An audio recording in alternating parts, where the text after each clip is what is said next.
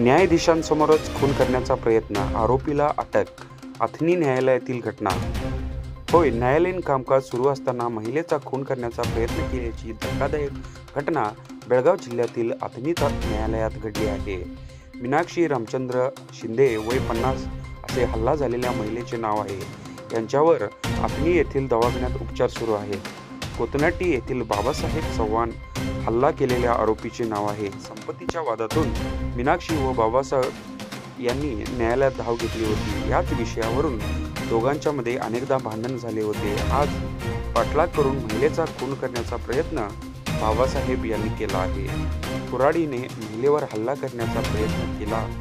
आपला जीव वाचण्यासाठी महिलेने चक्क कोर्ट हॉलमध्ये घुसली. प्रधान दिवाणी न्यायाधीशांच्या समोरच घडलेल्या या घटनेमुळे काही वेळ भीतीचे वातावरण पसरले होते. महिलेवर हल्ला करण्याचा प्रयत्न केलेला व्यक्ती अथनी पोलिसांनी अटक केली आहे. या घटनेमुळे कोर्ट परिसरात एकच गोंधळ उडाला.